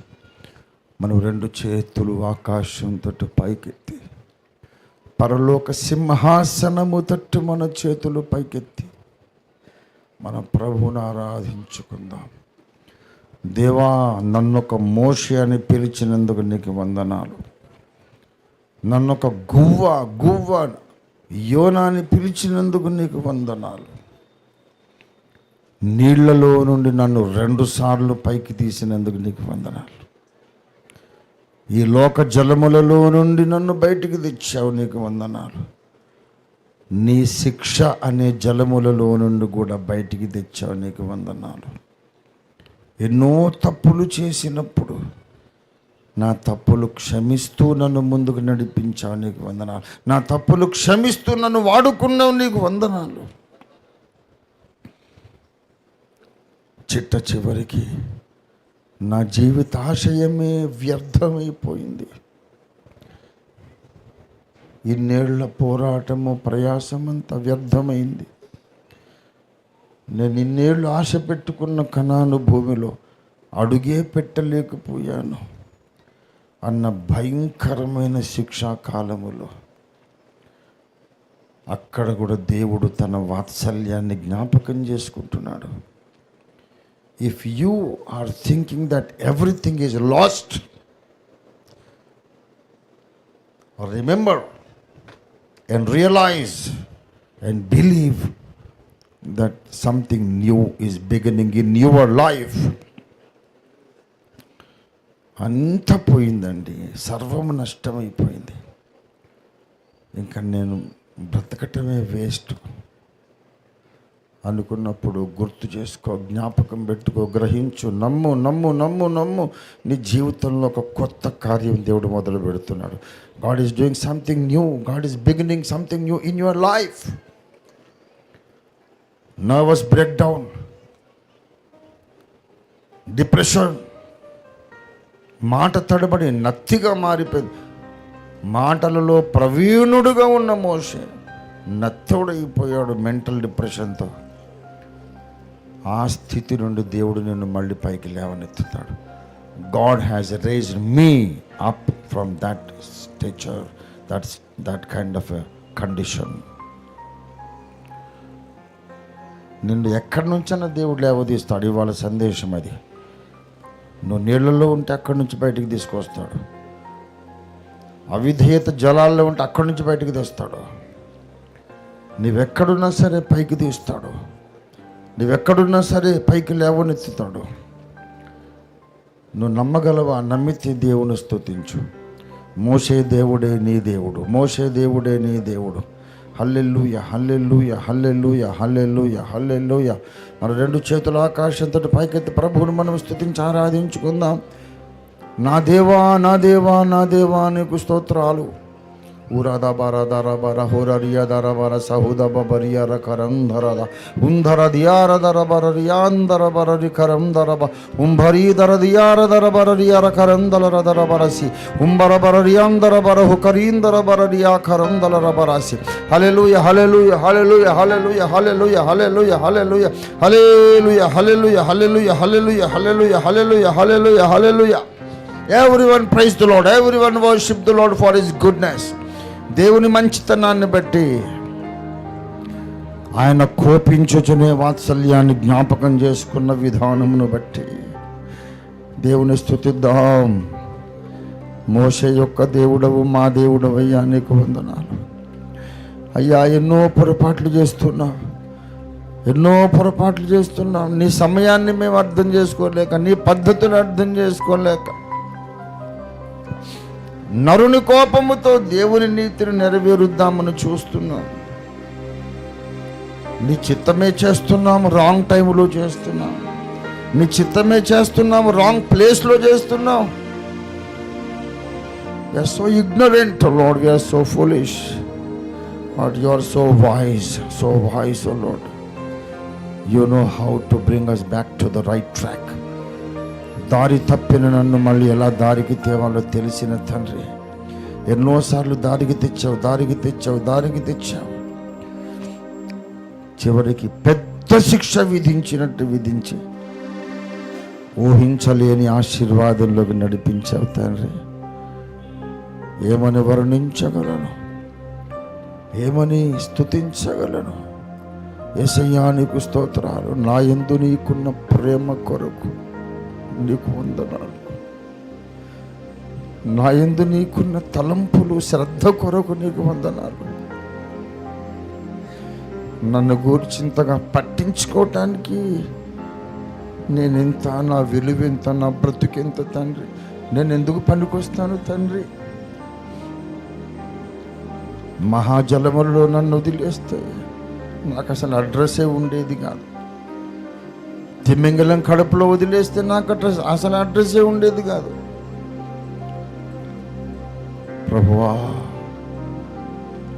మహాజల రాశుల్లోంచి బయటికి తీసుకొచ్చి, చేప కడుపులో నుండి బయటికి తెచ్చి, తుదకు నన్ను సింహాసనం ఎక్కిస్తున్న గొప్ప దేవానికి స్తోత్రాలు.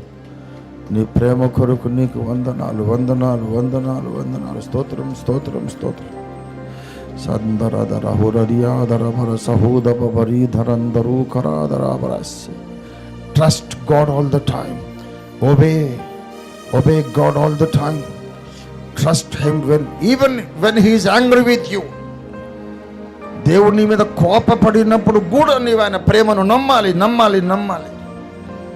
దేవుడు నీ మీద ఆగ్రహం వ్యక్తం చేసినప్పుడు కూడా నీకు ఆయన మేలు చేయబోతున్నాడని నమ్మాలి, నమ్మాలి. హల్లెలూయా, హల్లెలూయా, హల్లెలూయా, హల్లెలూయా. Let us climb on to the next level of faith and trust and obedience. విశ్వాసము, విధేయతలో నెక్స్ట్ లెవెల్కి వెళ్ళిపోదాం. దేవుని స్తోత్రం. హల్లెలూయా, హల్లెలూయా, హల్లెలూయా, హల్లెలూయా. సందరద హుదరీ బరాడి దర బరాసుద బరియా దర కరం దర దర బరశ్రీ. ఓ ఇశ్రాయేలు విను, నీ భాగ్యమెంత గొప్పది. ఓ నీ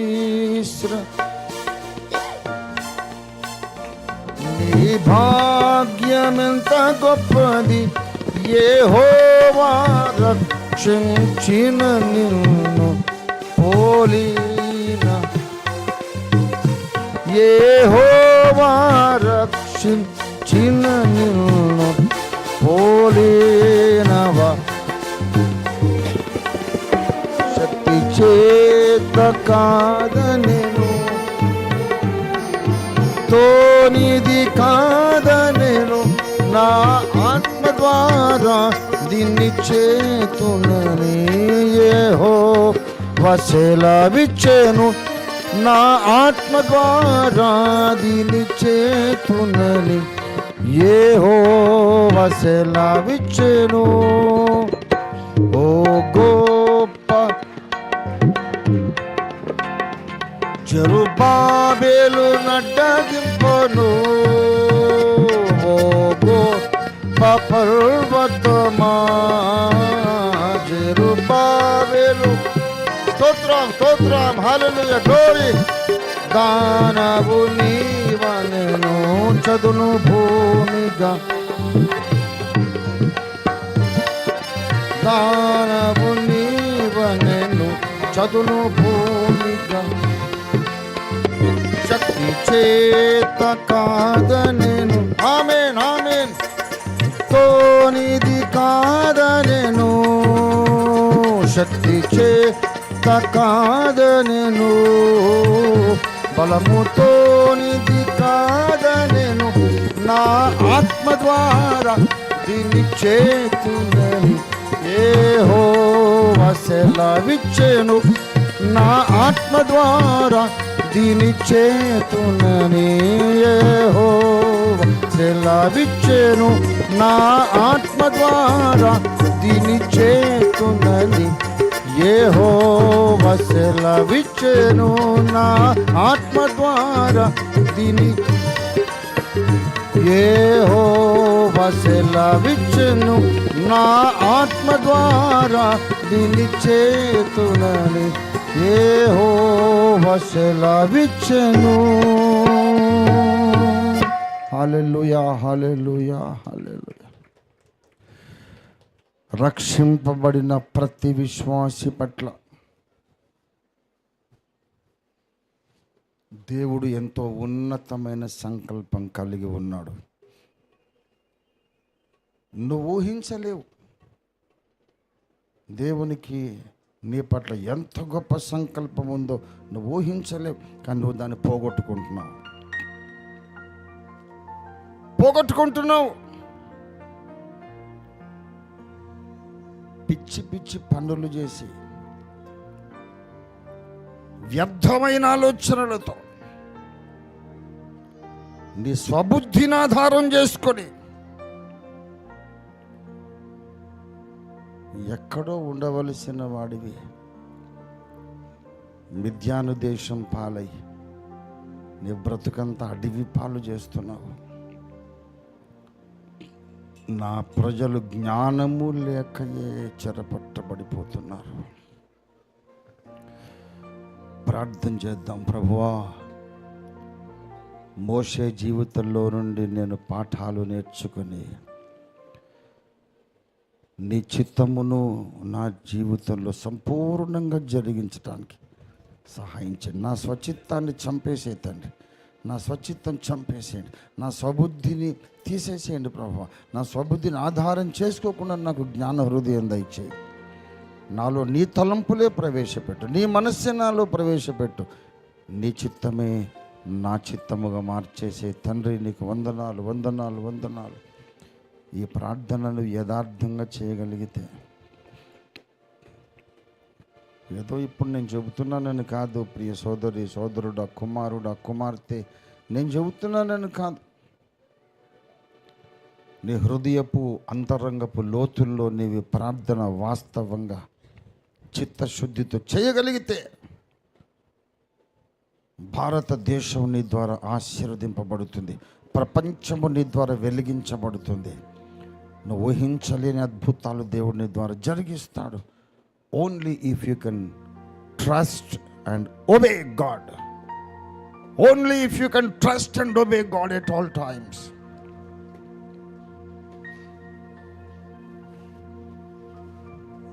ప్రార్థన.